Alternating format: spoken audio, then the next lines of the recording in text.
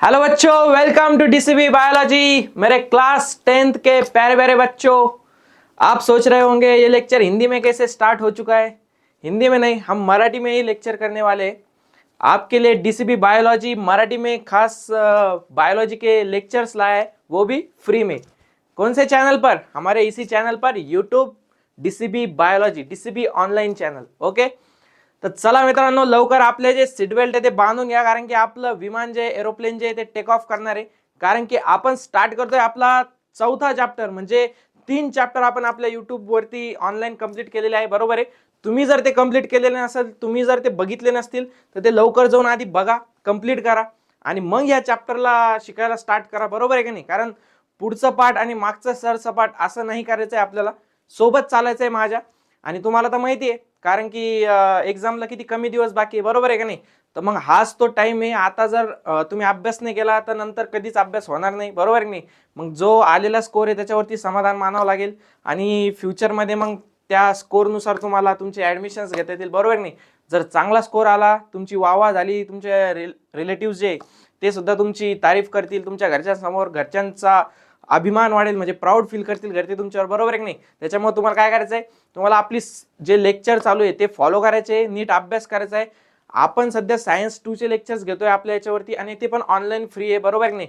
बाकीचे सुद्धा जे सब्जेक्ट आहेत तुमचे, मॅथ असू द्या किंवा हिस्ट्री, जिओग्राफी, ते सुद्धा तुम्हाला साइड बाय साइड अभ्यास करायचा आहे। आपल्याला दिवसातून फक्त 1 घंटा द्यायचा आहे लेक्चर आणि प्लस तुम्हाला क्वेश्चन्स प्रॅक्टिस करायची। ओके, तर चला आपण आता कुठलाही टाइमपास न करता आपल्या जो चौथा चॅप्टर होता एन्व्हायरमेंटल मॅनेजमेंट, त्याला स्टार्ट केलं होतं। पहिलं लेक्चर त्याचं झालेलं आहे, ज्याच्यामध्ये आपण इकोसिस्टीम बघितलं, रिलेशनशिप बघितली, कोणाची, तुमची नाही, तुमची रिलेशनशिप नाही बघितली आपण कोणाची रिलेशनशिप बघितली, एन्व्हायरमेंट आणि इकोसिस्टीमची, बरोबर आहे की नाही। तर आज आपण बघणार आहोत ते जे एन्व्हायरमेंट आहे, जे की इकोसिस्टीमशी आपण रिलेट केलं होतं पहिले, त्याला आपण कन्झर्व कसं करायचं आहे। कन्झर्वचा मीनिंग काय असतो, एखाद्या गोष्टीला कन्झर्व करणे म्हणजे काय, की त्याचा बचाव करणे बाकीच्या जे वाईट गोष्टी त्यांच्यापासून, बरोबर नाही। म्हणजे कन्झर्व करणे म्हणजे त्याला, आता समजा आपण बघतो की आपण जे पार्क्स असतात, ॲनिमल पार्क्स, बरोबर नाही, ज्याच्यामध्ये ॲनिमल्सला ठेवलेलं असतं, तर तिथं काय करतो आपण, त्या स्पेसिसला किंवा त्या प्राण्यांना, ॲनिमल्सला कन्झर्व करतो, बरोबर नाही। कन्झर्व करतो म्हणजे काय, की जे समजा अशा स्पेसिस आहे की ज्या थोड्याशा दुर्मिळ होत चालल्या आहे किंवा त्यांची प्रजाती वाढत नाहीये, बरोबर नाही, मग त्यांना आपण काय करतो, कन्झर्व करून ठेवतो। तसं तुमच्या घरामध्ये बघा, आता 7-8 दिवसाला पाणी येत असतं, बरोबर नाही। मग 7-8 दिवसाला पाणी येतं, तर मग तुमची आई काय करते, तुमचं जे वॉटर आहे, जे 1 दिवसाला पाणी येतं, त्या दिवशी होईल तेवढं काय करते, ते वॉटर कन्झर्व करायचा प्रयत्न करते। म्हणजे काय, मग कुठं हांड्यात भर, कुठं आपलं म्हणजे ड्राम मध्ये भर, किंवा आपले टप असतात घरामध्ये त्याच्यामध्ये भर, बरोबर नाही। मग तशा प्रकारे कन्झर्वेशन आपल्याला कशाचं करायचं आहे, एन्व्हायरमेंटचं। आता एन्व्हायरमेंट म्हणजे जे सगळं आपल्याला प्रोव्हाइड करतंय, आपण बघितलं नाही एन्व्हायरमेंट काय काय देते आपल्याला, सगळं अन्न, वस्त्र, निवारा सगळं कुठून घेतोय आपण, आपल्या बेसिक गरजा ज्या पण आहे, तुमच्या मोबाईल पण असू द्या, कुठून घेतोय आपण, एन्व्हायरमेंट मधून, बरोबर आहे की नाही। आता मोबाईल कसं सर एन्व्हायरमेंट मधून, ते थोडंसं लॉंग प्रोसेस आहे, तुम्हाला समजणार नाही, तुमच्या डोक्याच्या वर जाईल, बरोबर नाही। कारण मोबाईल बनवायला सुद्धा ज्या गोष्टींचा उपयोग झालेला आहे, ते सुद्धा आपण एन्व्हायरमेंट कडूनच घेतलेलं आहे ना, बरोबर नाही। त्याच्यामुळे मी असं म्हणलंय की एन्व्हायरमेंट खूप इम्पॉर्टंट आहे मित्रांनो, बरोबर नाही। आता ते जर आपल्याला कन्झर्व करायचं आहे, तर त्यासाठी आपल्याला काय काय बघायचं आहे, किंवा तुमच्या टेक्स्टबुक मध्ये त्याच्याबद्दल काय काय गोष्टी सांगितलेल्या आहेत, त्या आपण आजच्या लेक्चरमध्ये डिस्कस करणार आहोत। तर चला आपण स्टार्ट करूया आपल्या लेक्चरमध्ये। आणि सगळ्यात पहिले एन्व्हायरमेंटल कन्झर्वेशन नावातच काय सांगितलं आहे तुमच्या, की जे एन्व्हायरमेंट आहे आपल्या आजूबाजूचं, मग ज्या पण गोष्टी असतील, तुमचे झाडं असतील किंवा तुमच्या नद्या असतील किंवा आपल्या आजूबाजूला असणारी एअर आहे, हवा आहे, बरोबर नाही, म्हणजे सगळ्या गोष्टीचं आपल्याला काय करायचं आहे, कन्झर्वेशन करायचं। आता ते कसं करणार आपण, व्हेन सम नॅचरल फॅक्टर्स, काय सांगितलंय, when some natural factors of environment. आता फॅक्टर्स बघितले होते आपण, 2 प्रकारचे फॅक्टर्स असतात, कमेंट मध्ये सांगायचे मला, बरं तुम्ही काय सांगशाल, मीच सांगतो तुम्हाला, बायोटिक आणि अबायोटिक, बरोबर नाही। आता बायोटिक म्हणजे काय, लिव्हिंग फॅक्टर्स, आणि अबायोटिक म्हणजे काय, नॉन लिव्हिंग, ज्याच्यामध्ये एअर आली, वॉटर आलं, बरोबर नाही। म्हणजे अशा गोष्टी ज्या अबायोटिक फॅक्टर्स वरती बायोटिक फॅक्टर्स डिपेंड असतात, ओके, तर ते सुद्धा नॅचरलच आहेत। when some natural factors of environment and some artificial polluted factors. आता artificial polluted factors म्हणजे काय, तुमचा मोबाईल, फ्रीज असू द्या, किंवा आपण जे इलेक्ट्रिक डिव्हाइसेस यूज करतो ते असू द्या, परत आणखीन प्लास्टिक असू द्या, प्लास्टिक पासून आपण खेळण्या बनवतो, प्लास्टिक पासून आपण म्हणजे प्रत्येक गोष्टीत प्लास्टिकचा यूज करतो आपण, बरोबर नाही? म्हणजे त्या गोष्टी त्या काय आर्टिफिशियल पोल्युटेड फॅक्टर्स आहे. हार्म द इन्व्हायरमेंट, काय सांगितलंय? हार्म. हार्म म्हणजे काय? ते घात करतात कोणासोबत? इन्व्हायरमेंट सोबत, म्हणजे ते हार्मफुल असतात इन्व्हायरमेंटला. It creates imbalance between various factors of the environment and ultimately affects the existence of biotic factors. म्हणजे शेवटी कुठे येते सगळं, पूर्ण गाडी फिरून कुठे जाते तुमची? बायोटिक फॅक्टर्स वरती. बायोटिक फॅक्टर्स इम्पॉर्टंट आहे, बरोबर आहे? आपल्याला माहिती आहे लिव्हिंग फॅक्टर्स जेवढे पण ते म्हणजे कशात? बायोटिक फॅक्टर्स मध्ये आहेत. मग तुमचे प्लांट्स असू द्या, तुम्ही जे अन्न खातायत, फळ खातायत, ते कुठून येत आहे? प्लांट्स मधून येत आहेत, बरोबर नाही? किंवा आपण ॲनिमल्स असू द्या, आपण बघितलं इकोसिस्टम मध्ये कसे आपण एकमेकांवरती डिपेंड आहेत, बरोबर नाही? म्हणजे या सगळ्या गोष्टी कशामध्ये येतात मित्रांनो? तुमच्या या सगळ्या गोष्टी येतात आपल्या इन्व्हायरमेंटल मॅनेज कन्झर्वेशन मध्ये. ओके, आता यांचा सांगायचा मेन उद्देश काय की त्यांनी सांगितलंय की तुमचे नॅचरल फॅक्टर्स असू द्या इन्व्हायरमेंट मधले ऑलरेडी प्रेझेंट, किंवा जे मानवानी बनवलेले किंवा जे माणसांनी बनवलेले आर्टिफिशियल पोल्युटेड फॅक्टर्स आहे, ते काय करणारे? दोन्ही पण गोष्टी काय करणारे? हार्म करणारे. कशाला? तुमच्या इन्व्हायरमेंटला. आता त्याच्यामुळे काय होणार आहे? It creates imbalance. Imbalance create होणार आहे. म्हणजे इम्बॅलन्स क्रिएट होणार म्हणजे काय की ज्या दोन गोष्टी आहे, समजा पाणी जास्त एखाद्या प्रदेशामध्ये पाणी जास्त होते, बरोबर नाही? मग काय येण्याची शक्यता असते? फ्लड येण्याची शक्यता असते किंवा पूर येण्याची शक्यता असते. मग त्याच्यामुळे पाणी सुद्धा लिमिटेड पाहिजे आणि जमीन सुद्धा ॲक्युरेट पाहिजे, बरोबर नाही? जर पाणी जास्त आलं तर ती पूर्ण जमिनीवर येऊन जाईल, बरोबर नाही? मग फ्लड येण्याचे चान्सेस असतील. म्हणजे असं imbalance, it creates imbalance between various factors of the environment. काय सांगितलं? हे इम्बॅलन्स कशामध्ये करतंय की इन्व्हायरमेंट मधले जेवढे पण फॅक्टर्स आहेत त्यांना इम्बॅलन्स करतंय and ultimately affects the existence of biotic factors.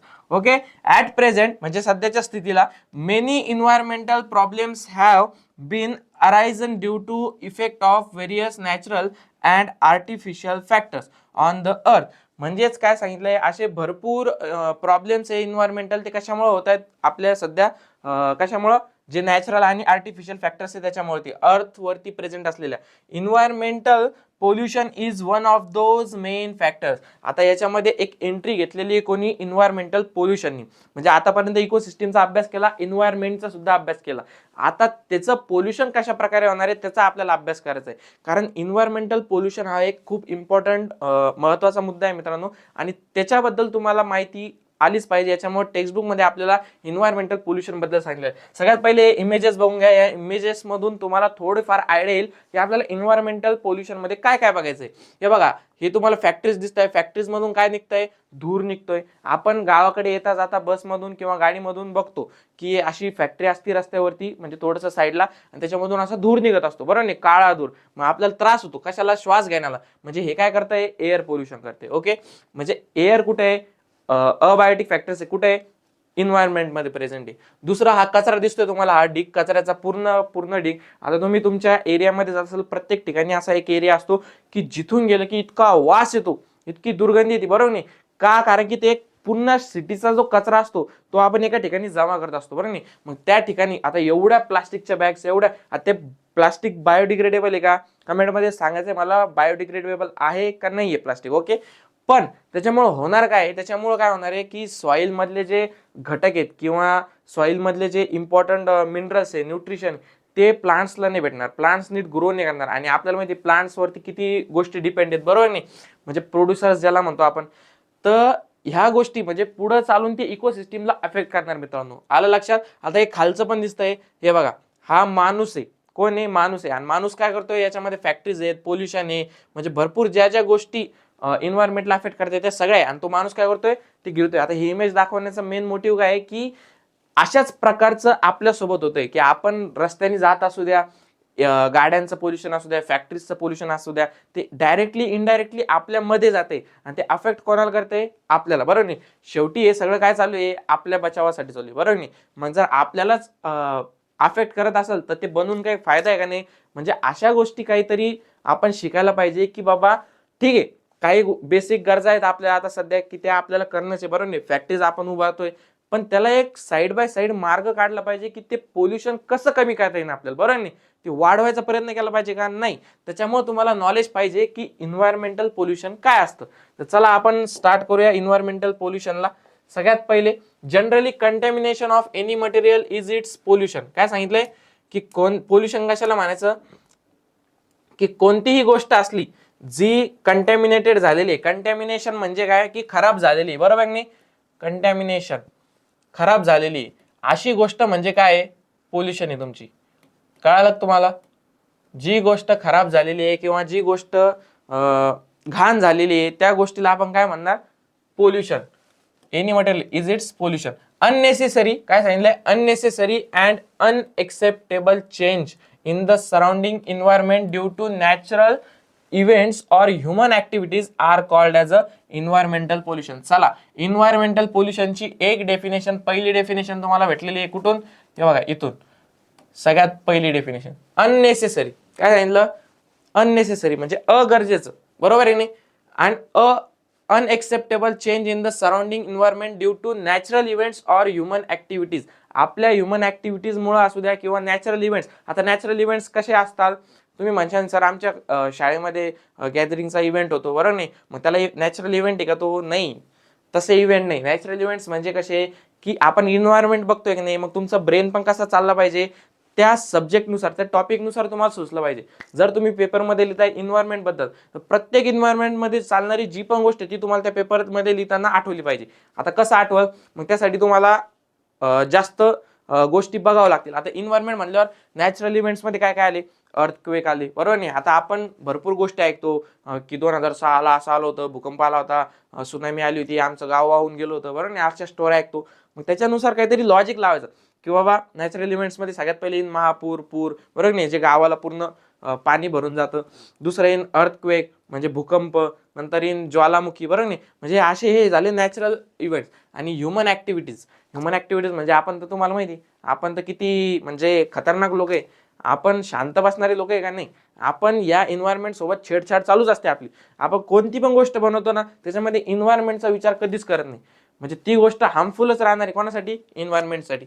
तर मग अशी जी गोष्ट आहे ना, ह्या गोष्टीमुळे काय होतंय, एन्व्हायरमेंटल पोल्युशन होते, बरोबर आहे. ज्या की अननेसेसरी गोष्टी आहे, अनएक्सेप्टेबल चेंज आहेत, की जे आपण एक्सेप्ट नाही केले पाहिजे किंवा जे इन्व्हायरमेंट एक्सेप्ट नाही करू शकत, असे चेंजेस ज्याच्यामध्ये आपण इन्व्हायरमेंटमध्ये चेंज करतो. आता काही एका ठिकाणी समजा भरपूर झाडा लावलेला प्रदेश आहे, बरोबर नाही, आपण काय करतो, आपल्या स्वार्थासाठी, आपल्या कामासाठी ते कापून टाकतो झाड. अलग लक्षात, म्हणजे ते काय झालं, अनएक्सेप्टेबल चेंज झाला. Okay, in the surrounding environment due to natural events or human activities.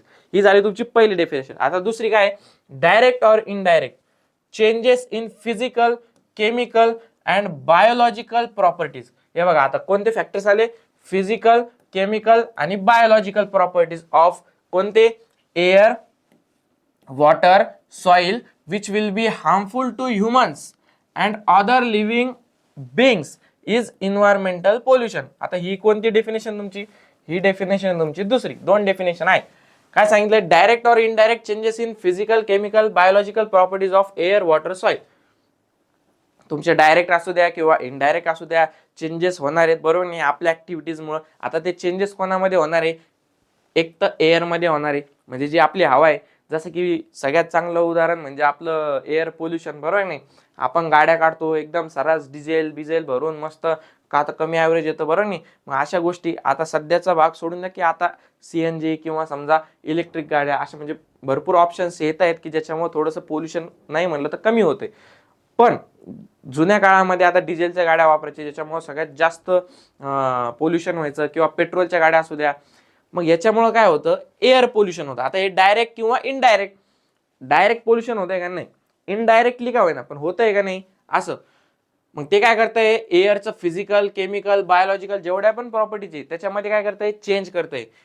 वॉटरमध्ये असू द्या, सॉइलमध्ये असू द्या, which will be harmful to humans. आता ते हार्मफुल राहणार आहे ह्युमनसाठी पण, किंवा दुसरे जे लिव्हिंग बिंग्स आहेत. आता फक्त पृथ्वीवरती ह्युमन्स राहत आहे का, आपण स्वार्थी आहे, पण एवढे स्वार्थी आहे का की आपण फक्त आपल्या जगण्याचा म्हणजे विचार करायचा, की बाबा आपण जगलो पाहिजे, बाकीचे सगळे स्पेसिस मेले पाहिजे, असं होईन का. मग आपण म्हणजे ते असं झालं ना ते, की जे समजा युद्ध होतं जुन्या काळामध्ये राजांमध्ये, तर त्याच्यामध्ये जर राजाने पूर्ण प्रजेलाच मारून टाकलं, तर मग राजा राज्य कोणावरती करेल, बरोबर नाही. मग त्यासाठी राजा पण पाहिजे, प्रजा पण पाहिजे. मग तसे आपण ह्युमन्स तर पाहिजेच, पण बाकीचे जे लिव्हिंग स्पेसिस आहे ते सुद्धा पाहिजे की नाही, बरोबर नाही. मग त्यांना सुद्धा आपण त्यांचा सुद्धा बचाव केला पाहिजे. आता या दोन डेफिनेशन्स तुम्हाला पाठ करायच्या इन्व्हायरमेंटल पोल्युशनच्या, बरोबर नाही. Various reasons like population explosion. Okay, population explosion म्हणजे काय की ते एक वाक्य सेंटेन्स बघितलं असेल बघा तुम्ही प्रत्येक. आता समजा आपलं जे G20 होतं ना तेव्हा, म्हणजे त्याच्या आधी गव्हर्नमेंटने ते सेंटेन्स काढलं होतं बघा, हम दो हमारे दो, बरोबर नाही. म्हणजे एका घरामध्ये आई वडील आणि त्यांची 2 मुलं, बरोबर नाही. हे कशासाठी काढलं होतं सेंटेन्स? कारण की पॉप्युलेशन कंट्रोल होण्यासाठी. आपल्या आजी आजोबा बघत असं ना आपण, बरोबर नाही, त्यांना 5-5 लेकरं, 6-6 लेकरं, कोणाकोणाला 8-8, कोणाकोणाची एक क्रिकेट टीम आहे डायरेक्ट, बरोबर नाही. म्हणजे एवढं सगळं वाढत गेल्यामुळे काय होत गेलं, पॉप्युलेशन जेवढी वाढली तेवढं जगण्यासाठी त्यांचं धडपड वाढली, बरोबर नाही. मग आता जगण्यासाठी त्यांच्या गरजा वाढल्या. त्या गरजा पूर्ण करण्यासाठी काय करतो आपण, जे इन्व्हायरमेंटचं जे समजा आता राहायला घर बांधायचे, जसे पूर्वी आता समजा गावाच्या आजूबाजूला पूर्ण शेत होते. आता लोक, आता समजा एका घरामध्ये जर 10-10, 11-11 पोरं जन्मत असेल, बरोबर नाही. मग ते जेव्हा मोठे होतील त्यांची स्वतःची एक वेगळी वेगळी फॅमिली तयार होत राहील आणि प्रत्येकाला राहायला काय स्पेशल घर पाहिजे. आता आपण राहतो का असं एका रूम मध्ये 5-6 जण नाही, आपल्याला एक स्पेशल रूम पाहिजे, स्पेशल बेड पाहिजे, अभ्यास करायला स्टडी टेबल पाहिजे, बरोबर नाही. टीव्ही बघायला एक रूम पाहिजे. म्हणजे अशा सगळ्या गोष्टी आल्या. मग त्यासाठी काय करतो आपण, जमिनी वाढत म्हणजे शेती बिती तोडून टाकतो, मग तिथं घर बांधतो, बरोबर नाही. म्हणजे असं करत करत गरजा वाढत गेल्या आणि इन्व्हायरमेंट काय होत गेलं, पोल्यूट होत गेलं. आलं लक्षात. मग त्याच्यामध्ये सगळ्यात पहिलं काय, पॉप्युलेशन एक्सप्लोजन. ओके, दुसरं काय, फास्ट इंडस्ट्रियलायझेशन. म्हणजेच काय की आपण बघतो MIDC असते आपल्या याच्यामध्ये किंवा IT पार्क असतं, बरोबर नाही. मग याच्यामुळे काय होतं की ज्या जमिनी आहे किंवा जे झाडं आहे किंवा जिथं पूर्वी जंगल होतं तिथं ते तोडून त्या जागेवरती काय केलं आपण, मोठे मोठे इन्फ्रास्ट्रक्चर्स, असे बिल्डिंग्स उभारल्या किंवा अशा फॅक्टरीज उभारल्या. आता त्या फॅक्टरीजचा मला एक सांगा, पहिले तरी ते झाडं बिचारे आपल्याला ऑक्सिजन देत होते किंवा किती नाही म्हणलं त्याचा एअरमध्ये चांगला हे होता, बरोबर नाही. त्याचा काही वाईट परिणाम होत होता का आपल्या इन्व्हायरमेंटवर? नाही. पण आता त्याच्यावरती ते तोडून आपण फॅक्टरीज उभ्या केल्या किंवा त्याच्यावरती आपण दुसरे इन्फ्रास्ट्रक्चर बांधले, बरोबर नाही. त्याच्यामुळे झालं काय, आता फॅक्टरीज मधून निघणारा धूर ऑलरेडी एअर पोल्युशन करणार आहे. दुसरं, त्या फॅक्टरीज मधून निघणारं जे पाणी ते नद्यांना सोडतो आपण, त्याच्यामुळे काय होणार आहे, वॉटर पोल्युशन होणार आहे. आणि सॉइल तर पोल्यूट होतीच आहे, त्याच्या कचरा, त्याच्यापासून निर्माण होणाऱ्या कचऱ्यापासून, बरोबर नाही. म्हणजे एवढ्या सगळ्या गोष्टी त्या एका गोष्टीमुळे झाल्या, कारण त्या फास्ट इंडस्ट्रियलायझेशन. आणि दुसरं काय, indiscriminate use of natural resources. आपल्याला अक्कल नाही नॅचरल रिसोर्सेसचा वापर कसा केला पाहिजे. आपण सर्रास नुसतं, आता पेपर बनवायचे, टिश्यू पेपरचं उदाहरण घ्या. आपण प्रत्येक हॉटेलमध्ये जातो, 1 2 3 4 5, एक माणूस 7-8 तर टिश्यू पेपर वापरतो, बरोबर नाही.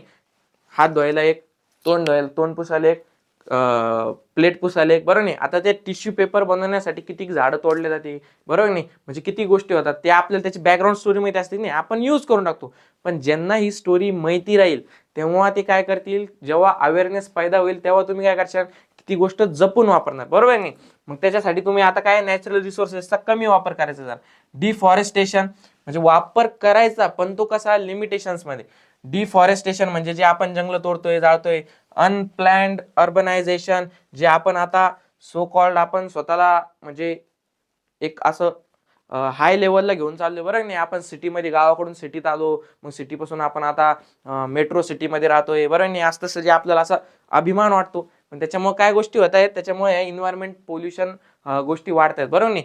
Are responsible for environmental pollution. आता इन्व्हायरमेंटल पोल्युशनला कोणत्या कोणत्या गोष्टी किंवा कोणते कोणते रिझन्स आहेत ते आपण बघितले. सगळ्यात पहिलं कोणते, तुमचं पॉप्युलेशन एक्सप्लोजन, नंतर फास्ट इंडस्ट्रियलायझेशन, दुसरं indiscriminate use of natural resources, okay, deforestation, जंगल तोडतो आपण, अनप्लॅन्ड अर्बनायझेशन. एवढे रिझन्स तुम्हाला माहिती पाहिजे. लक्षात. या स्लाइडवरती आपण काय बघितलं, 2 इन्व्हायरमेंट पोल्युशनच्या डेफिनेशन्स, ज्या की तुम्हाला पाठ पाहिजे, आणि दुसरं म्हणजे काय, त्याचे रिझन्स. ओके, सोपं आहे का नाही? याच्यामध्ये जास्त अवघड नाही. आपण जे आजूबाजूला बघतोय ना त्याच गोष्टी या चॅप्टर मध्ये आपल्याला शिकायचे. पोल्युशन, आता पोल्युशन वरती आलो आपण. हे गांधीजींनी सांगितलेलं तुम्हाला बुक मध्ये दिलेलं आहे, ते आपण थोड्या वेळाने बघू. आधी पोल्युशन बद्दल शिकू. आता पोल्युशन बद्दल तुम्हाला काय काय माहिती सर? पोल्युशन म्हणजे सर की ना, गाडीतून जो धूर निघतो का तो म्हणजे पोल्युशन. काय, गाडीतून जो धूर निघतो का तो म्हणजे पोल्युशन सर. म्हणजे तुमची गोष्ट बरोबर आहे, पण पोल्युशन म्हणजे तिथपर्यंतच लिमिटेड आहे का? नाही. पोल्युशन मध्ये भरपूर प्रकार आहे. मग त्याच्यामध्ये तुमचं एअर पोल्युशन वेगळं आलं, वॉटर पोल्युशन वेगळं आलं, सॉइल पोल्युशन वेगळं आलं, बरोबर नाही. मग आता सॉइल पोल्युशन मध्ये पण आपल्याला माहिती आहे आपण डिपेंड आहे. अजून पूर्ण आपण मांसाहारी झालोय का? नाही. बरेच जण असे की ते शाकाहारी आहेत किंवा जे धान्यावरती डिपेंड आहेत किंवा ते प्लांट्सवरती डिपेंड आहेत, बरोबर नाही. मग आता ते प्लांट्स ते धान्य कुठून येणार, आपण शेतामध्ये पिकवणार तेव्हा येणार. आणि जर आपली सॉईलच आपली जर फर्टिलाइज नसली किंवा चांगली न्यूट्रिशनल नसली तर मग त्याच्यातून ते पीक घेऊ शकतो का आपण, नाही. मग त्याच्यामुळे सॉइल पोल्युशन सुद्धा एक इम्पॉर्टंट फॅक्टर आहे आपल्यासाठी. मग आता बघू, pollution is a broad concept. सगळ्यात पहिले काय सांगितलं, broad concept. Okay, various types of pollutions like that. कोणते कोणते, एअर, वॉटर, साऊंड. आता साऊंड कसं की आपण लग्नामध्ये एकदम फुल आपण एकदम गंजेटी झालेलो असतो, बरोबर नाही. 90चे क्वार्टर बिटर आणतात लोक आणि मस्त असे डीजे गाणे लावा, मोठ्या मोठ्याने गाणे लावा, बरोबर नाही. आता ते काय म्हणते त्याला, ते सनई तबला तुबला ते नाही चालत लोकांना. लोकांना पाहिजे डीजे. तिकडे नवरदेव तिकडं घोड्याचा कुठं राहतो माग दर्शन घेत देवाचे कोणत्या कोणत्या, आणि इकडे हे वरात दुसरीकडे चालली असती नाचत नाचत, बरोबर नाही. ते नवरदेवाशी काही घेणं नसतं वरातीला, नुसतं डीजे पाहिजे नाचायला. मग आता त्या डीजे मुळे काय होतं, साऊंड पोल्युशन होतं. आता एअर झालं, वॉटर पोल्युशन झालं, सॉइल पोल्युशन झालं, thermal light pollution occur around us. Okay, कोणते कोणते पोल्युशन बघितले आपण, air, water, sound, soil, thermal, light आणि okay. Ultimate adverse effect of all this काय सांगितलंय, या प्रत्येक ज्या गोष्टी आहे त्याचा अल्टिमेटली काय इफेक्ट होतो, existence of all the living organism. म्हणजे आपण जे एक्झिस्ट करतोय या अर्थवरती, बरोबर नाही, आपल्यावरती अल्टिमेटली त्याचा यूज होतोय. आपण त्या काय म्हणते त्याला 10, 15, 20 मिनिटासाठी किंवा अर्ध्या तासासाठी विसरून जातो. आपण मस्त डीजे वरती नाचायला लागतो, आहे की नाही, बरोबर नाही. असं मस्त गाणं लागतं. ट्रेंडिंग सॉन्ग कोणतं चालू आहे सध्या, बरोबर नाही. कमेंटमध्ये सांगा बरं, ट्रेंडिंग सॉन्ग कोणतं चालू आहे ज्याच्यावरती तुम्हाला एकदम नाचा वाटतं. मग ते गाणं चालू झालं तर आपल्या अंगात डायरेक्ट अशी देवीच येते, बरोबर नाही. म्हणजे मुलींच्या अंगात देवी येते, मुलांच्या अंगात मसोबा येतो, बरोबर नाही. मग मुलं काय करायला लागते, डायरेक्ट ते अंगात आलं कसं झुलायला लागते असे, मग ते गाणं वाजलं की असे असे असे असे झुलायला लागतात मुलं. आणि मग जे गाणं चालू झालं की अर्धा तास भाऊ थांबतच नाही. मग ते डीजे वाल्यासोबत भांड, नवरदेवासोबत भांड, घोड्यावाल्यासोबत भांड, बरोबर नाही. म्हणजे एवढ्या सगळ्या गोष्टीमध्ये विसरून जातो की शेवटी याचा इफेक्ट आपल्यावरतीच होणार आहे, साऊंड पोल्युशनचा. अलग लक्षात या गोष्टी. आता and out of this environmental conservation has become the need of hour. काय सांगितलं की इन्व्हायरमेंटल कन्झर्वेशन याच्यामुळं, या पोल्युशनमुळं किंवा या ज्या गोष्टी ज्याला आपण इग्नोर करतो, बरोबर नाही, ज्या आपल्या हातून घडतात, या गोष्टीमुळे काय होतंय की इन्व्हायरमेंटल कन्झर्वेशन करणं ही काळाची गरज झालेली आहे. कळलं का तुम्हाला. कारण की आपण आता सध्या खूप म्हणजे खूप पोल्युशनच्या बाबतीत पुढे गेलेलो आहे. आपल्याला कळत नाही, कारण आपल्याला वाटतं की भाई आपण जगणार किती 50-60 वर्ष, तोपर्यंत तर जगता ना, काय म्हणते त्याला, पृथ्वी लगेच गायब तर नाही होणार आहे ना, बरोबर नाही. मग आपण तेवढा विचार करतो, आपण पुढचा विचार करतो का. जर जुन्या काळातल्या लोकांनी जर आपला विचार केला नसता तर पृथ्वी तेव्हाच संपली असती. मग आपण जन्माला तरी आलो असतो का, आपला जन्म तरी झाला असता का, नाही. मग आपण पण, आपली पण एक रिस्पॉन्सिबिलिटी की आपण सुद्धा पुढच्या पिढीला काहीतरी चांगलं दिलं पाहिजे किंवा पुढच्या पिढीसाठी आपण चांगलं वागलं पाहिजे. आता एक गांधीजींचा कोट सांगितलं याच्यामध्ये, काय, द अर्थ इज सफिशियंट. काय सांगितलं, the earth is sufficient to satisfy everyone's need but not the greed. तुम्हाला बुक मध्ये दिलंय. आता हे काय पेपरला विचारणार नाही, पण मी याच्यासाठी टाकले कारण की एक चांगलं वाक्य. काय सांगितलं त्यांनी, अर्थ ही फक्त सफिशियंट आहे आपल्याला सॅटिस्फाय करण्यासाठी, बरोबर नाही. ज्या आपल्या गरजा आहे, ज्या आपल्याला दैनंदिन लागणाऱ्या गरजा आहे, त्यासाठी अर्थ सक्षम आहे आणि ते आपल्याला सॅटिस्फाय करते, बरोबर नाही. पण आपली जी लालच आहे, ग्रीड म्हणजे काय, लालच, बरोबर नाही, की आपल्या ज्या लालच कशाला म्हणतो आपण, की हे द्या ते द्या, बरोबर नाही, मला हेच पाहिजे, मला तेच पाहिजे. म्हणजे जी लालच वाढत जाते ना, आपल्या ज्या मागण्या डिमांड वाढत जाते ना, हे सॅटिस्फाय करण्यासाठी किंवा हे सप्लाय करण्यासाठी अर्थ नाही. आपल्या ज्या गरजा आहे तेवढ्या गरजा फक्त अर्थ पूर्ण करू शकते आणि तेवढ्या तुम्ही करून घेतल्या पाहिजे. तुम्ही एक्स्ट्रा मागणार, मग ते समोरचं कमी होणार आणि मग काय होणार, त्याचा फायदा तर नाही होणार पण लॉस होणार, बरोबर नाही. आलं लक्षात. आता हे बघा, याच्यामध्ये 3 एक्झाम्पल दिली तुम्हाला. सगळ्यात पहिले एअर पोल्युशन. हा बघा, हा वडील दिसतोय मुलाला काड्यावरती घेऊन कुठं बघतोय, ते फॅक्टरीकडे बघतोय, बरोबर नाही. आता त्या फॅक्टरीमध्ये बघा, हे शेर बीत पूर्ण वाया गेलेलं आहे त्याचं. आता त्या फॅक्टरीमधून काळा धूर निघतोय, बरोबर नाही. मग त्या काळ्या धूरमुळे एअर पोल्युशन होणार, पूर्ण एअर खराब होणार, मग हळूहळू श्वास घ्यायला त्रास होणार. म्हणजे किती खतरनाक नुकसान होऊ शकतं आपलं. आता या वॉटरमध्ये बघा, ही ड्रेनेज पूर्ण आपण त्या नद्यांमध्ये सोडतोय. आता नद्यांमध्ये पण एक सेपरेट इकोसिस्टीम जगते, बरोबर नाही. आपण बघितलंय की त्यांची सुद्धा एक सेपरेट इकोसिस्टीम आहे किंवा ते सुद्धा एक सेपरेट त्यांचं अस्तित्व आहे. ते सुद्धा लिव्हिंग ऑर्गॅनिझम्स आहे आणि त्यांच्यामध्ये मासे असू द्या, त्यांची एक फॅमिली असू द्या, ती सगळी अफेक्ट होणार आहे आपल्या ड्रेनेजमुळे. आलं लक्षात. परत ही सॉईल असू दे, सॉईलमध्ये बघा हे बॅटरी सेल टाकलेत आपण किंवा प्लास्टिकचे कॅरी बॅग्स टाकलेत, त्याच्यामुळे काय होणार, जी फर्टिलाइजची जी ॲबिलिटी त्या सॉईलची ती हळूहळू कमी होत राहणार, बरोबर नाही. मग आपल्याला जे उगवायचं आहे त्या सॉईलमधून किंवा आपल्याला जी अर्थ सॅटिस्फाय करते त्या सॉईलमधून ज्या गोष्टी आपल्याला पुरवते, आपल्या नीड गरजा जी भागवती, ती हळूहळू काय होणार, नाही करू शकणार ती, बरोबर नाही. कशामुळं, आपल्याच चुकीमुळं. आलं लक्षात. त्याच्यामुळे काळजी घ्या मित्रांनो, थोडीशी तुमच्या मनाने सुद्धा तुम्ही सुद्धा घरच्यांना अवेअर करायचा, कारण तुम्ही एक सायन्सचे स्टुडंट आहात, बरोबर नाही. सायन्स तुम्हाला शिकवलं जाते, मग तुम्हाला ते आपल्या डेली लाईफमध्ये सुद्धा अप्लाय करता आलं पाहिजे, बरोबर नाही. आता रेडिओ ऍक्टिव्ह पोल्युशन काय, आता हा नवीन प्रकार आहे. आता एअर बघितलं, वॉटर बघितलं, साऊंड बघितलं, बरोबर नाही. रेडिओ ऍक्टिव्ह पोल्युशन कशा प्रकारे, radio active pollution can occur due to two reasons. कोणतं, एक नॅचरल आणि एक आर्टिफिशियल. आता नॅचरल मध्ये काय, नॅचरली जे रेडिएशन्स आपल्या अर्थवरती पोहोचतात. आता तुम्हाला शिकले असाल तुम्ही, बरोबर नाही, आधीच्या क्लासमध्ये, की युव्ही रेज असू द्या किंवा दुसरे रेडिएशन्स असू द्या, अल्फा गॅमा, बरोबर नाही, म्हणजे हे रेज बाहेरून येतात, बरोबर नाही. ओझोनमुळे युव्ही रेज बऱ्यापैकी, काय म्हणलंय, ओझोनमुळे युव्ही रेजचा बऱ्यापैकी आपल्यावरती परिणाम दिसून येत नाही. पण जर ओझोन लेअर कमी झाली किंवा संपली, म्हणजे असं समजा की तुम्हाला जे ऍडव्हर्टाईज दाखवतात ना टीव्ही मध्ये, ते मुली मस्त असं एकदम असं ऊन असतं, एकदम कडक ऊन असतं, आणि त्या मुली काय करतात, एकदम असं ते सनस्क्रीन लावून जातात, बरोबर नाही. मग ते असं दाखवते ते उन्हात गेले की त्यांना त्या सनचे जे रेज आहे त्याच्यापासून प्रोटेक्ट करतात त्या, बरोबर नाही. मग ते तसंच प्रकारचं ओझोन म्हणजे काय, आपल्या पृथ्वीचं सनस्क्रीन आहे मित्रांनो. व्हिटॅमिन सी वाल, कोणतं, व्हिटॅमिन सी वाल, गार्नियर. आलं लक्षात. मग ते काय करतंय, ते युव्ही रेज प्रोटेक्ट करते आपल्यामध्ये, म्हणजे त्याचे जे रेडिएशन्स आहे ते इतके हाय लेवलचे, पण ते कमी करून आपल्याला जेवढी गरज आहे ना तेवढं ते करते. आता हे ओझोन सुद्धा आपल्या चुकांमुळे, आपल्या काय म्हणता येईल त्याला, कळत न कळत होणाऱ्या गोष्टींमुळे काय होतंय, कमी होतंय, डिप्लिशन होते, बरोबर नाही. तो वेगळा पॉईंट, तो आपण बघू नंतर. आता कळलं तुम्हाला, नॅचरल आणि आर्टिफिशियल दोन गोष्टीमुळे रेडिओ ऍक्टिव्ह पोल्युशन होतं, बरोबर आहे. त्याच्यामध्ये कोणते आले, UV and IR radiations are natural. कोणते सांगितले, युव्ही आणि इन्फ्रा. आलं लक्षात, okay. Whereas X rays and radiations from atomic energy plants. Atomic energy plants माहिती आहे सगळ्यांना, ओके. ते काय आहे, आर्टिफिशियल रेडिएशन्स. आलं लक्षात. म्हणजे युव्ही रेज जे बाहेरून सन मधून येतात, बरोबर नाही, युव्ही रेज आणि आयआर रेज हे काय आहेत, नॅचरल रेडिएशन्स आहे, ते नॅचरली येतात आपल्यावर, बरोबर नाही. पण ते ओझोनमुळे आपण वाचले जातो. वेअरएज एक्स रेज, आता हे जे बनणारे आपले एक्स रेज आणि ॲटॉमिक प्लांट्स मधून निघणारे जे रेडिएशन्स आहे, हे काय झाले, आपले आर्टिफिशियल रेडिएशन झाले. याच्यामुळे काय होतं, रेडिओ ऍक्टिव्ह पोल्युशन होतं. आता हे बघा, हे काही हे दिलेले आपल्याला घटना दिलेल्या आहे की ज्याच्यामध्ये कसं प्रकारचं नुकसान झालंय त्या लोकांचं. चार्नोबिल असू द्या, Windscale and 3 miles island. काय, 3 miles island.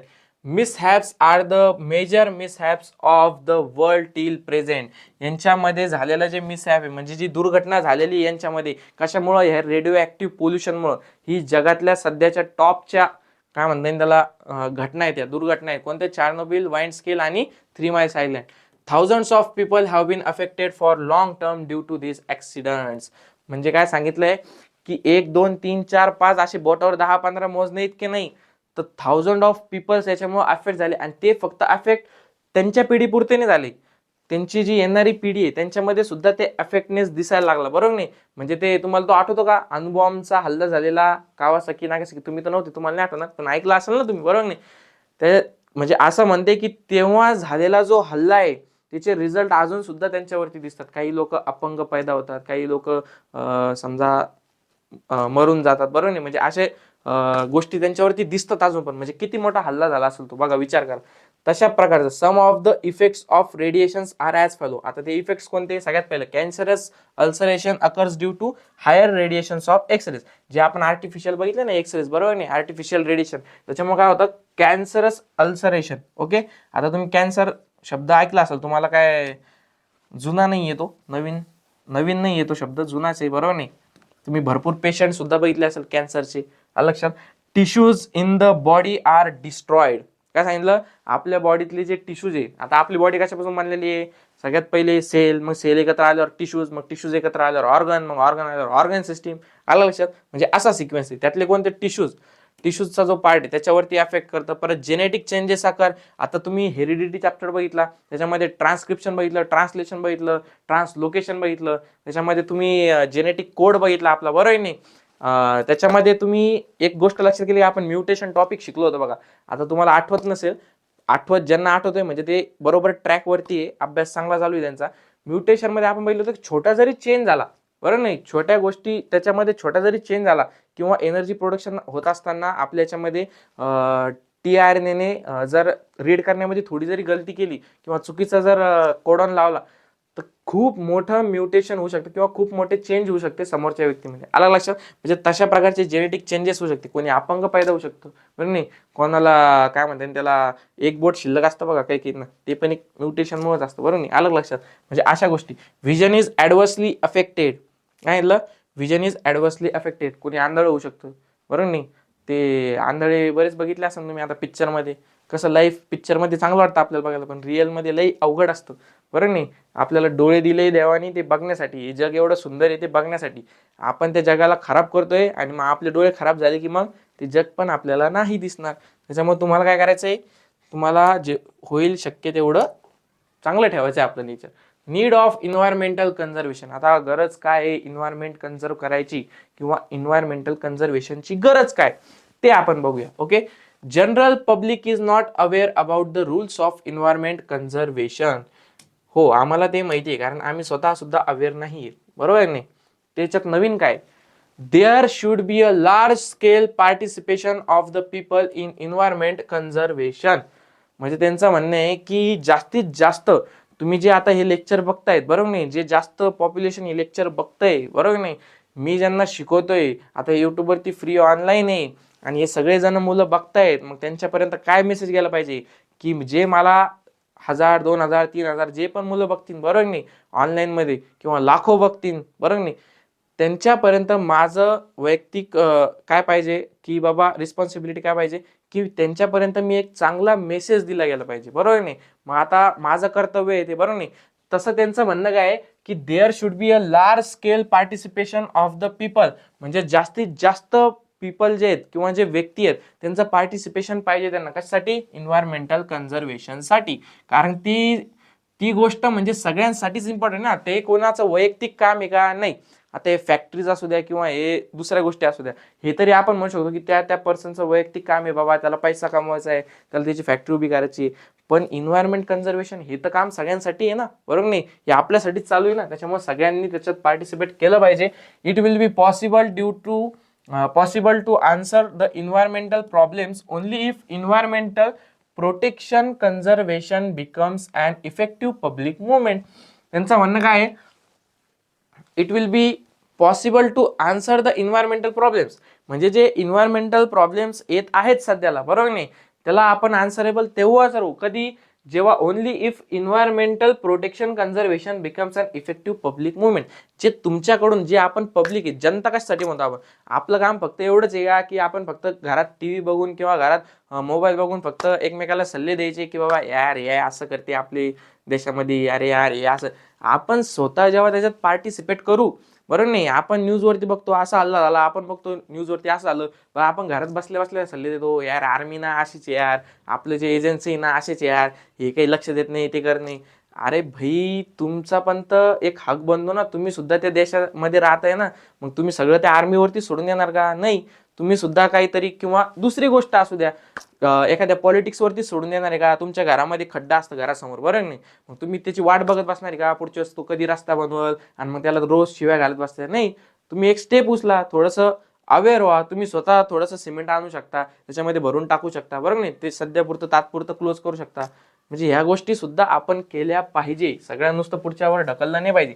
For this purpose values like positive attitude, हा कसा झाला तुमचा अप्रोच, पॉझिटिव्ह अप्रोच झाला, की बाबा समोरच्याला नुसते सल्ले न देता किंवा समोरच्याच्या नावाने आपले हात न आपटता आपण काय केलं पाहिजे, स्वतः सुद्धा काहीतरी एक पाऊल उचललं पाहिजे. हा झाला तुमचा positive attitude and affection towards environment.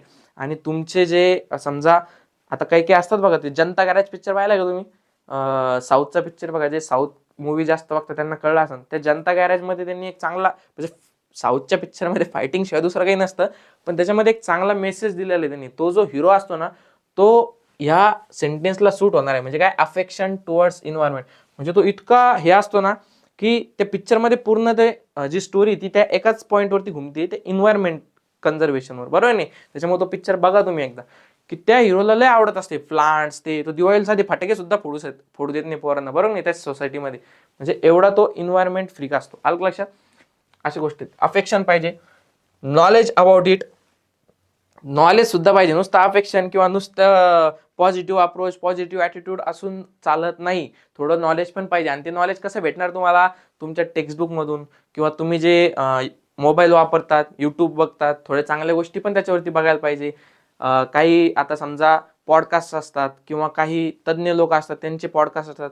म्हणजे त्याच्यामध्ये इंटरव्ह्यू असतात, त्यांनी सांगितलेलं असतं की बऱ्याच गोष्टी अशा असतात की त्या आपण जर ऐकल्या आणि त्या फॉलो केल्या तर बराचसा प्रभाव पडू शकतो, की बऱ्याच गोष्टी वाचू शकतात घाण होण्यापासून, पोल्युशन होण्यापासून, बरोबर नाही. मग त्या गोष्टी, चांगल्या गोष्टी थोड्याशा आपण आत्मसात केल्या पाहिजे, बरोबर नाही. त्याच्यामुळे नॉलेज घेतलं पाहिजे. आता ते नॉलेज घेण्यासाठी तुम्ही लेक्चरच करत नाही, मग त्यासाठी सगळ्यात पहिले लेक्चर करा, बरोबर नाही. सायन्स टू बोर वाटतं तुम्हाला, मग सायन्स टू मध्ये बघा किती म्हणजे खतरनाक सांगितलेलं आहे. सायन्स 1 जेवढं इम्पॉर्टंट नाही तेवढं सायन्स 2 आहे. सायन्स 1 मध्ये तर तुम्हाला माहिती आहे, सध्या तर तुम्हाला नाही कळणार, पण फिजिक्स ज्या गोष्टी असतात त्याच्यामधून आपण जे न्यूटननी लॉ सांगितले, काय काय सांगितलं, त्याच्यामधून तरी आपण नवीन फॅक्टरीज बनवतो किंवा नवीन गोष्टी हे करतो. पण याच्यामधून आपण इन्व्हायरमेंट कन्झर्व करतोय. म्हणून सायन्स 2 वर प्रेम करा मित्रांनो, बरोबर नाही. मी शिकवतोय म्हणून मी सांगत नाही, खरंच सांगतोय. Should be incalculated among the children since their childhood. त्यांचं म्हणणं काय, तुम्ही जे लहानपणापासून सांगायला पाहिजे लोकांना, मुलांना. म्हणजे तुम्ही जे असे छोटे छोटे बच्चे आहे ना, छोटे बच्चे तुम्ही अजून, म्हणजे छोटे बच्चे आहे तोपर्यंत तेव्हापासूनच तुम्हाला गाईड केलं पाहिजे, तेव्हापासूनच तुम्हाला अवेअर केलं पाहिजे, तुमचं अफेक्शन वाढवलं पाहिजे इन्व्हायरमेंटकडे, बरोबर नाही. तुमचा अप्रोच जो आहे तो पॉझिटिव्ह केला पाहिजे. ते करायचं काम तुम्ही करतोच आहे चांगलं, बरोबर नाही. तुम्ही फक्त काय करा, तुम्ही फक्त लेक्चर बघा, सपोर्ट करा आपल्याला. This will help to make the future generations more aware. वा वा, काय फ्युचर जनरेशन बद्दल बोलताय ते. आणि आमची फ्युचर जनरेशन काय करते? आमची फ्युचर जनरेशन मस्त मोबाईलमध्ये बोटं घालून बसलेली आहे. टक टक टक टक टक टक टक टक टक टक चॅटिंग. बरं नाही, जेवली का? जेवलास का? मेरे बाबू ने खाना खाया.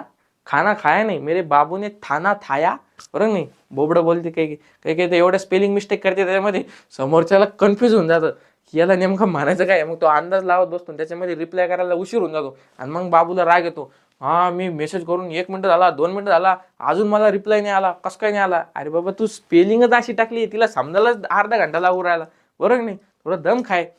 मग या अशी फ्युचर जनरेशन आहे ना, त्यांना काय म्हणणं आहे त्यांचं, more aware about environmental conservation. या अशा फ्युचर जनरेशनला मोर अवेअर करा, म्हणजे जास्तीत जास्त अवेअर करा इन्व्हायरमेंटल कन्झर्वेशन मध्ये अँड प्रोटेक्शन मध्ये, बरोबर आहे की नाही. काय फ्युचर जनरेशन, वा. So as to achieve this it is necessary to increase the awareness through education. मग त्याच्यासाठी आता टेक्स्टबुक आहे, टेक्स्टबुकमध्ये दिलेलं आहे, म्हणून ते काय सांगणार तुम्हाला, एज्युकेशन मधून अवेअर करा त्यांना. आणि ते काम कोण करतंय? आम्ही करतोय. आणि तुम्हाला काय करायचंय? तुम्हाला अभ्यास करायचा आहे, फक्त मार्क घेण्यासाठी नाही. हे सायन्स 2चे जे चॅप्टर आहे ना काही काही, ते फक्त मार्क घेण्यासाठी नाही, तुमच्या डेली लाईफच्या यूजसाठी सुद्धा तुम्ही वाचले पाहिजे किंवा त्याचा अभ्यास केला पाहिजे. Okay. Today all the developing, under develop countries, बघा 3च शब्दामध्ये डेव्हलप आले. किती फास्टमध्ये बोललोय आपण. Developing, develop, under develop. नीट लक्ष द्या. टुडे ऑल द डेव्हलप म्हणजे जे ऑलरेडी डेव्हलप झालेल्या कंट्रीज, जसं की अमेरिका, लंडन, इंग्लंड, बरोबर नाही, USA जे आपण म्हणतो, रशिया, डेव्हलप कंट्रीज. डेव्हलपिंग म्हणजे आपल्यासारखे कंट्रीज, बरोबर नाही. डेव्हलपिंग म्हणजे काय, जे आता त्याच्यामध्ये पार्टिसिपेट आहे, म्हणजे जे हळूहळू डेव्हलप होत आहेत, बरोबर नाही. इंडिया झालं, परत पाकिस्तानचं नाव नाही घेत मी, ती म्हणजे सगळ्यात गेलेली कंट्री, बरोबर नाही. पण आपल्यासारख्या कंट्रीज डेव्हलपिंग. आणि अंडर डेव्हलप म्हणजे ज्या बिचाऱ्यांचे लय हाल चालू आहे, अंडर डेव्हलप आहे, याच्यात घेऊ शकतो मी नाव त्याचं, बरोबर नाही. म्हणजे ज्यांच्यामध्ये काय, अंडर डेव्हलप म्हणजे लई हाल आहे बिचाऱ्या लोकांची, त्यांच्याकडे बेसिक गरजा सुद्धा पुरवण्यासाठी सुविधा नाही. अशा ज्या कंट्रीज आहे, have accepted the responsibility of environmental protection. त्यांनी काय केलेलं आहे, एक्सेप्ट केलेलं आहे रिस्पॉन्सिबिलिटी त्यांची, कशासाठी, इन्व्हायरमेंटल प्रोटेक्शनसाठी. Their efforts are in that direction. त्यांचं म्हणणं काय आहे की त्यांचे जे एफर्ट्स आहे, आता काय भाई, ते पाकिस्तानचे ते आतंकवादी लोक, ते तर नुसते बॉम्ब फोडते, हे करते, नुसते एअर पोल्युशन करते, आणि त्यांना काय रिस्पॉन्सिबिलिटी काय माहिती. आपले लोक पण तसेच आहे. आपले लोक फक्त बॉम्ब बिम नाही फोडत, पण आपले लोक सुतळी बॉम्ब फोडतात दिवाळीला, बरोबर नाही. फोडले पाहिजे पण मग थोडंसं कंट्रोलमध्ये. They have define the future plans about environmental protection and have constituted the necessary laws. वा, काय फ्युचर प्लॅन सांगितले. त्यांचं म्हणणं आहे की त्यांच्याकडे फ्युचर प्लॅन्स आहेत. कोणत्या कंट्रीजकडे, जे डेव्हलप आहे, डेव्हलपिंग आहे किंवा अंडर डेव्हलप आहे, ह्या ज्या कंट्रीज आहे यांच्याकडे काही फ्युचर प्लॅन्स आहे किंवा त्यांनी काही लॉज काढलेले आहे, बरोबर नाही. त्यांच्या जे कॉन्स्टिट्यूशन त्याच्यामध्ये काही लॉज ऍड केलेले. कशाबद्दल? इन्व्हायरमेंट प्रोटेक्शन बद्दल किंवा इन्व्हायरमेंट कन्झर्वेशन बद्दल. तशाच प्रकारचं एक तुम्हाला हिस्ट्री सांगितली तुमच्या बुकमध्ये. इन 1972 होतं, 1972 ला युनायटेड नेशन, कोणतं nation? United Nations Environment Program has been established in conference arranged on human and environment in which environmental problems were discussed. Afterwards, in India, a separate environmental department had been established after through discussion on environmental problems. आता काय सांगितलं? Ministry of Environment and Forest. Ministry of कोणती ministry? Environment and Forest is involved in planning, inducting and increasing awareness about environment and forest through various programs since 1985. 1985 पासून चालू ही गोष्ट. सगळ्यात पहिले काय आलं? 1972 ला युनायटेड नेशन्स इन्व्हायरमेंट प्रोग्राम जो आहे हॅज बीन इस्टॅब्लिश, तो इस्टॅब्लिश झाला in a conference arrange on human and environment in which environmental problems discuss झाले. म्हणजे 1972 ला सगळ्यात पहिले UNEP काय सांगितलंय? नीट लक्षात घ्या. काय त्याचं नाव? UNEP, short form UNEP. इप्पी मॅगी नाही, UNEP, United nations environment Programme establish केला. कशासाठी? मग ते ह्युमन आणि इन्व्हायरमेंट बद्दल त्याच्यामध्ये डिस्कस करण्यात आलं, त्याच्या प्रॉब्लेम्स बद्दल. आफ्टरवर्ड्स, आता इंडियामध्ये सुद्धा असंच केलं झालं. सेपरेट इन्व्हायरमेंटल डिपार्टमेंट, सेपरेट आपल्यामध्ये काय दिलं? इन्व्हायरमेंटल डिपार्टमेंट दिलं, ज्याच्यामध्ये डिस्कशन चालू झालं. कशाचं? इन्व्हायरमेंटल प्रॉब्लेमचं. आता त्याच्यामध्ये ministry of environment and forest is involve in planning, inducting and increasing awareness about environment. अलग लक्षात. सिन्स 1985 तुम्हाला काय लक्षात ठेवायचं? UNEP, United nations environment programme, 1972. UPSC ला विचारलेला क्वेश्चन आहे. काय माहिती आहे का नाही? पण विचार ना भाई, एवढा भारी क्वेश्चन आहे म्हणल्यावर विचारला पाहिजे. UPSC ला कधी ना कधी तर विचारला असेल. इन्व्हायरमेंटल कधी कधी असं वाटतं तुम्हाला सोडून UPSC ला शिकवायला लागो, बरोबर नाही. कारण UPSC ला जनरल नॉलेजचे क्वेश्चन लय मोठे येते आणि आपलं जनरल नॉलेज इतकं जनरल आहे की काय सांगायला. Environmental conservation our social responsibility. अरे बापरे, काय तुमची सोशल रिस्पॉन्सिबिलिटी बघू जरा आता. Since existence of human there is a inter relationship between.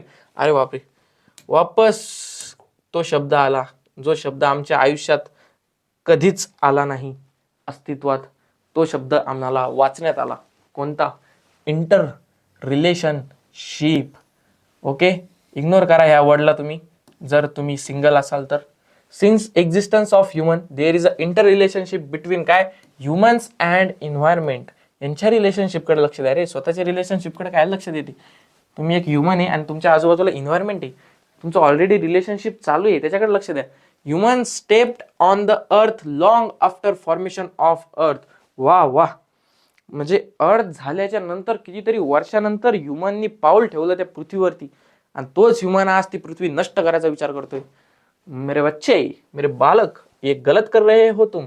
On the earth human being prove its superiority as compare to other animals with the help of characters like intelligence.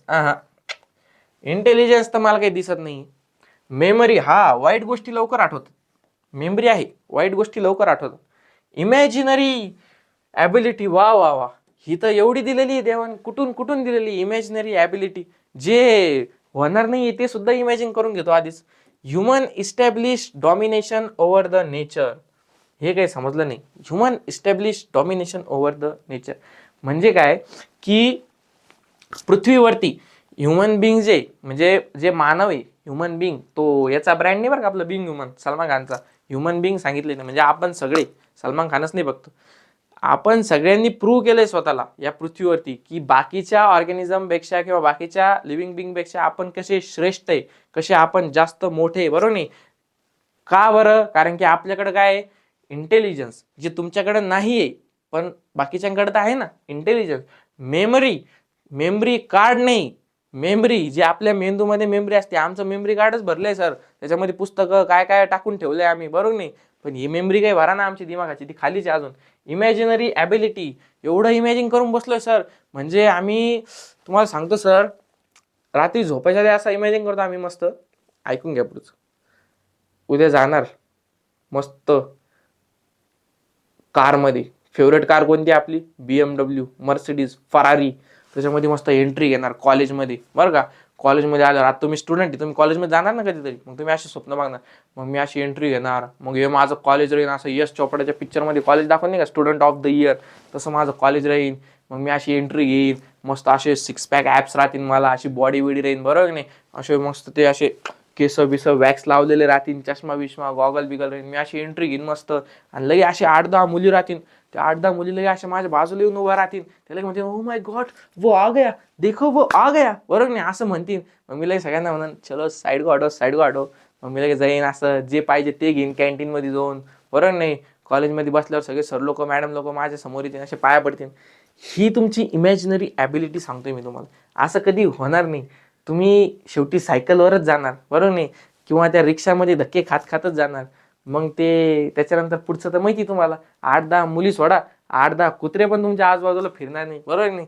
तुम्ही एकटेच जाणार कॅन्टीनमध्ये, सडलेला तो समोसा खाणार आणि मग नंतर टीचरचे बोलणे खाणार. आलं लक्षात. त्याच्यामुळे इमॅजिन करू नका.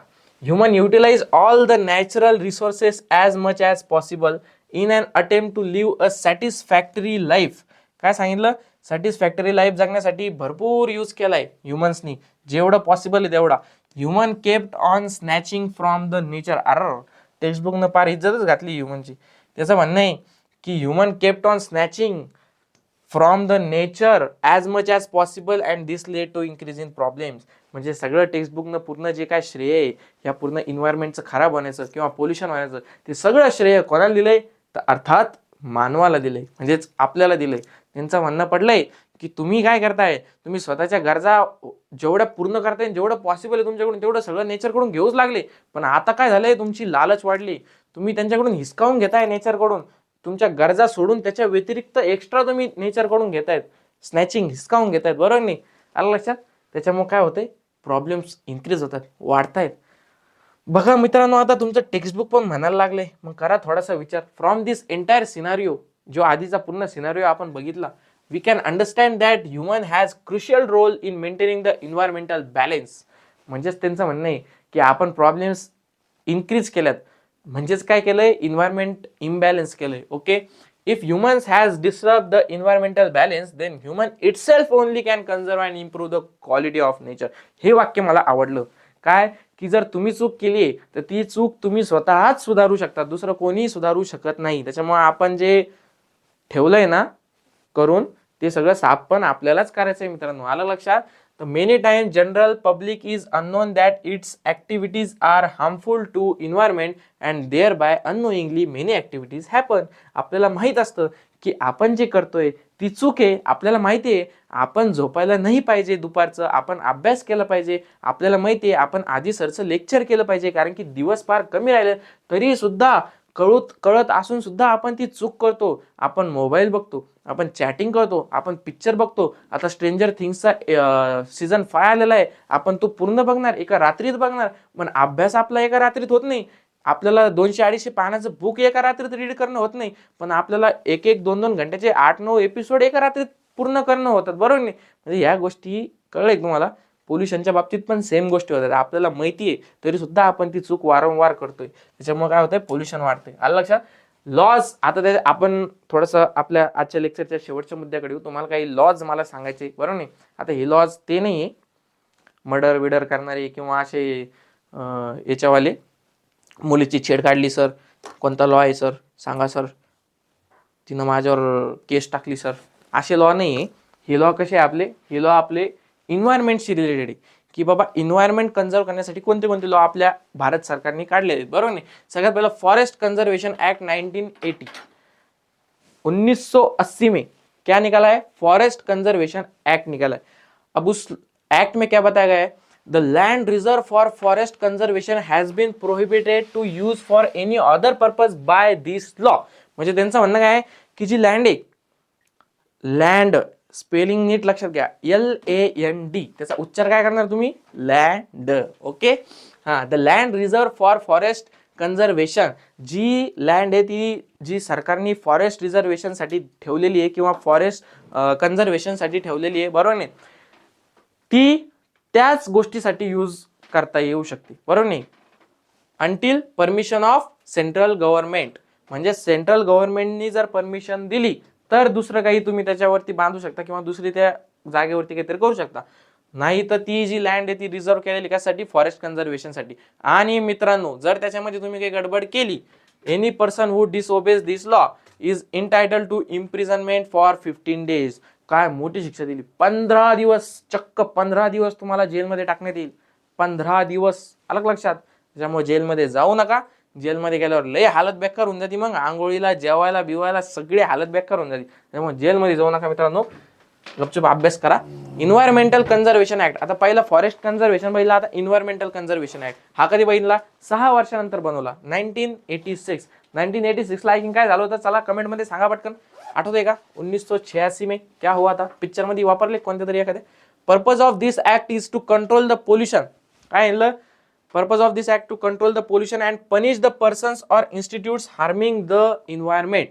ठीक आहे, ते तर कळलं आम्हाला. Any person or factory is prohibited by this act from releasing the pollutant in atmosphere beyond the permission limit. The person breaching this rule is entitled for either 5 years. ठीक आहे, त्यांचं म्हणणं पडलं की काही असे लिमिटेशन्स आपण ठेवलेले कोणासाठी, या फॅक्टरीसाठी किंवा काही इन्स्टिट्यूशन्स आहे जे हार्म करतायत इन्व्हायरमेंटला, त्यांच्यासाठी काहीतरी आता करणं तर भाग आहे, फॅक्टरीज उभारणं तर भाग आहे, पण त्यांच्यासाठी काही लिमिटेशन्स ठेवलेले आहे किंवा काही रूल्स बनवलेले, ते जर त्यांनी क्रॉस केली, ती लिमिट जर त्यांनी क्रॉस केली किंवा ते रूल्स जर त्यांनी ब्रेक केले, तर त्यांना काय होऊ शकतं, 5 वर्षाची इम्प्रिझनमेंट म्हणजे जेल होऊ शकते आणि फाईन भेटू शकतो, किती, 1,00,000 पर्यंत. त्याच्यामुळे तुम्ही असं जर करायचा काही विचार करत असाल तर आधीच बँक बॅलन्स 1,00,000 आहे का नाही बघून ठेवा, आणि 5 वर्ष तुमची तयारी आहे का नाही जेलमध्ये जायची ही सुद्धा बघून ठेवा. अलग लक्षात. National Green Tribunal has been establish in 2010 for effective implementation of environmental related laws. आणखीन काय सांगितलं, National Green Tribunal has been establish केली कधी, 2010 वाजता, 10 वाजता नाही, 2010 ला. अलग लक्षात. कशासाठी, इफेक्टिव्ह इम्प्लिमेंटेशन ऑफ इन्व्हायरमेंट, म्हणजे हे जे लॉ बनवलेले याच्यावरती इफेक्टिव्हली इम्प्लिमेंटेशन होत आहे का नाही लोकांचं हे बघण्यासाठी आणखीन एक कोणती, नॅशनल ग्रीन ट्रिब्युनल बनवली. ओके, अलग लक्षात. कोणते लॉ होते, फॉरेस्ट कन्झर्वेशन ऍक्ट आणि इन्व्हायरमेंटल कन्झर्वेशन ऍक्ट. ओके, एक 1980 ला बनला आणि एक 1986 ला, आणि 2010 ला आलेली नॅशनल ग्रीन ट्रिब्युनल. आलं लक्षात. आता दुसरं काय, as per Wild Life Protection Act 1972. दुसरा कोणता आहे, 1972 आलेला Wild Life Protection. As per clause 49A, trading of rare animals has been completely banned. काय सांगितलंय, ट्रेडिंग म्हणजे काय, जे असे प्रजाती आहे किंवा जे असे प्राणी आहेत, आपण बघतो ना तस्करी काय म्हणतो आपण, पिक्चर मध्ये बघतो, लाल चंदन की तस्करी, पुष्पा भावने की ती, झुकेगा नहीं साला, अलग लक्षात, त्याला म्हणते तस्करी. हा, अशा गोष्टी बरोबर आठवत्या, बरोबर नाही, मेमरी. तर कसं आहे हे बघा, तशीच प्राण्यांची सुद्धा जुन्या पिक्चरांमध्ये बघितलं असेल तुम्ही, ते राजे लोक, महाराजे लोक, बरोबर नाही, असे बंदूक घेऊन जायचे, तलवारी बिलवर घेऊन जायचे, आज मी शेर का शिकार करूंगा, आज मी हे करू, म्हणजे चमडी बिमडी ते फॉरेन लोकांना द्यायचे, विकायचे, बरोबर नाही. म्हणजे जी ती तस्करी आता बंद झालेली आहे. सलमान खाननं त्या हरणाची शिकार केली होती, आठवलं का. तसे काही लोक शिकार करतात, बरोबर नाही, आणि ते फॉरेस्ट जे ऑफिसर असतात त्यांच्यापासून लपून छपून फॉरेन लोकांना विकतात, मग ते त्याच्यापासून काहीतरी वस्तू बनवतात, महाग विकतात तिकडे जाऊन. अलग लक्षात. म्हणजे ह्या गोष्टीसाठी कोणता क्लॉज बनवला, as per clause of 49A has been completely ban, ती बॅन केलेली. As per clause 49B, use of articles prepared from skin or organs of wild animals has been ban. तेच तुमच्या वाघाच्या कातड्यापासून किंवा जे अस्वल असतात त्यांच्या कातड्यापासून आपण जे स्वेटर ते बनवतात, जे फॉरेनमध्ये खूप डिमांड असते त्याला, लेदर जॅकेट ते, बरोबर नाही, म्हणजे अशासाठी पण बॅन केलेलं. As per clause 49C, disclosure of the stock of artefacts, म्हणजे लेदर जॅकेट ते बनवलात त्याच्यापासून, पण त्याच्यावर लिमिटेशन आहे, तुम्ही जे रेअर स्पेसिस आहे त्यांचे जर वापरून बनवले तर हा law useful. As per clause 49C, disclosure of the stock of artefacts made from rare wild animals is compulsory. कळलं लक्षात, आलं लक्षात. हे असे काही क्लॉज आहे, लॉज सुद्धा आहे, आणि इन्व्हायरमेंटल कन्झर्वेशन आपण बघितलेलं सुद्धा आहे. आणि असं होप सो की तुम्हाला हे लेक्चर आवडलं सुद्धा असेल. आणि जर लेक्चर आवडलेलं आहे तर तुम्ही तुमच्या मित्रांपर्यंत शेअर केलं पाहिजे, त्यांना पण थोडंसं नॉलेज गेलं पाहिजे की नाही, बरोबर नाही? त्यांचा सुद्धा अभ्यास वाढला पाहिजे. कॉम्पिटिशन निर्माण करा ना, म्हणजे कॉम्पिटिशन करायला पण तर मजा आली पाहिजे, बरोबर नाही? त्याच्यामुळे आपलं लेक्चर लाईक करा मित्रांनो, शेअर करा आणि कमेंट्समध्ये थोडंसं कधीतरी अधूनमधून प्रेझेंटी लावत जा, बरोबर नाही? कळू द्या मला पण तुम्ही रेग्युलर लेक्चर करताय का नाही, बरोबर आहे? तर चला भेटूया आपल्या पुढच्या लेक्चरला. तोपर्यंत कनेक्ट राहा आपल्या DCB ऑनलाईन बायोलॉजी चॅनलवरती. चला भेटूया पुढच्या लेक्चरमध्ये. Bye, take care, see you again.